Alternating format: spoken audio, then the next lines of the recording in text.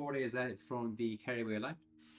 We are going to try some of our kit on now, talk about what we're bringing and seeing what we need. Kerry Way Lite is the shorter distance race in the Kerry Way series. On the same day, there'll be a night race. Sorry, not the same day. The night before, there'll be a night race. And then earlier that day, on the Friday, there will be the full Kerry Way Ultra. I'm doing what I like to call as the baby race of the Kerry Way series. I've done it 3 years already. Finished in just over 8 hours, just under 7 hours, and then 6 hours, 12 or 15 last time. We're hoping to go faster again for the 4th time doing this event, but let's put on some gear at least. I always do this myself. I just thought today I will record it for some more information. So I haven't settled on what t-shirt I'm going to wear on the day. Probably the Fitness Goose t-shirt. So sometimes on the day, put a t-shirt on where you feel like you've had a good race.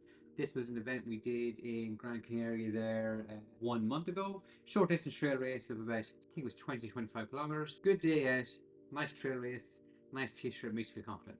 Also got my Brooks shorts on for the day. Usually I would wear a pair of shorts like this, the tighter ones, but recently due to warmer weather, I feel like I want a bit more ventilation in the body. Even though these offer me extra storage than these ones here, I'm going to solve that storage problem with other gear. For the run, I am going to be wearing the Compress Sport bag, or the Compress bag.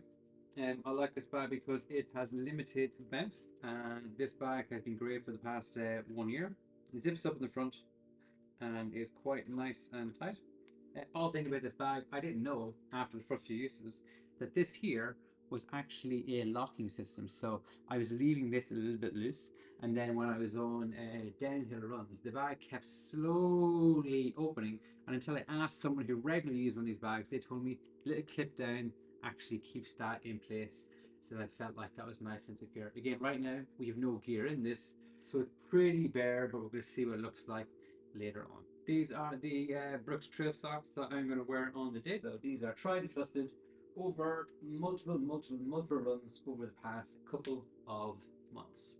For the runners, we are going to put on the Brooks Cascadia 18s. Now, up until a couple of months ago, I was training in the Brooks Calderas, but then I started to try on the Cascadias, and usually I said, you know what you're training in, race in, but I started with the Cascadia 18s, and they have felt really good on 3 test trail runs beforehand. So I think we're going to stick to what's feeling good, and if it feels fast and it feels good, then hopefully in the day it's going to be an excellent choice for the race. We have our rain jacket, which will get packed into the bag. I will pack this into the portion here of the bag.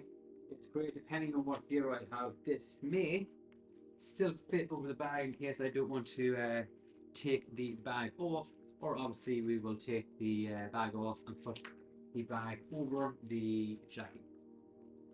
Always run with a hat for 2 reasons, or for multiple reasons, but the main one is that I'm not a fan of wearing sunglasses, so on the day I'll have my contact lenses on, but with the hat, it offers us a little bit of protection from the sun.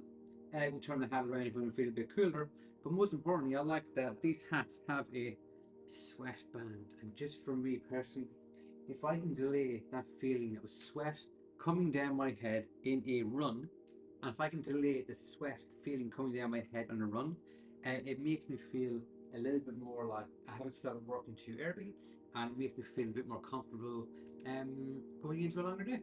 So the other piece of kit we usually pack are a long sleeve for the day. Depending on, I think the long sleeve is in the kit requirement, but I'll double check that there before the race day, because if we can leave a little bit of race weight alone, we will do this. These long sleeves, these Tetra ones are great because they fold up really tight and nice and easily to fit in different locations in the bag. Also, requirement is a handy pair of race leggings, waterproof leggings. I've never had to take out waterproof leggings in a race so far, but those was the first time for everything. This gear, well, sometimes people think, you know what, do you want to take this gear, take some space, I don't need it. More often than not, you are taking this gear because it is important for not just you, but for the people who come help you if you have rolled your ankle on a hill and you're saying to yourself that, oh my God, they have to come help me, they have to give me their gear because I'm cold. The first 8 gear, the 8 gear in case something happens to you and you need to be rescued, is for keeping you warm, but also meaning that the people who come help you out, they don't need to give up their gear to help you. Also in the race, I've got my little foil pack, and actually this is the one I got from the Waterville trail race. We will also put in here our bandages and any of the other pieces of equipment that you need for the first aid requirement. Again, nice and small in a dry bag, fits in a small area. It weighs hardly anything, but important. A phone, charged phone, very important for a race. We want this here for our kit.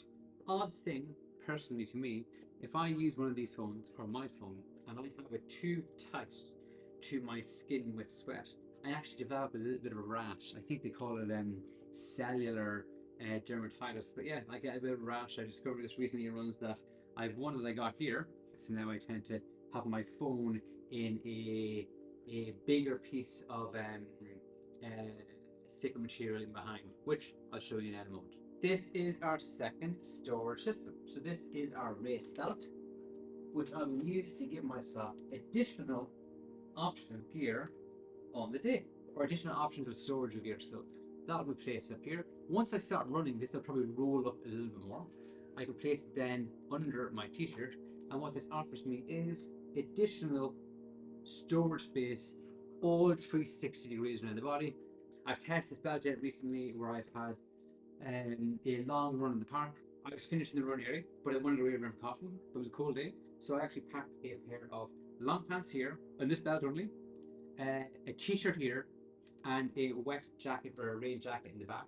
So then once I finished the run, I was able to change into dry gear nice and easily. And for the start of the run, we're going to start off with our lovely Precision Nutrition gels.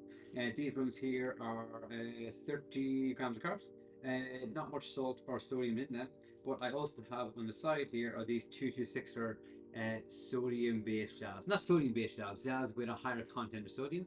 They're actually peanut and honey flavor, which is absolutely terrible. But for some reason, whenever I take a salty tasting gel, if it tastes more salty or tastes more horrible, my body says, yeah, that's exactly what I need.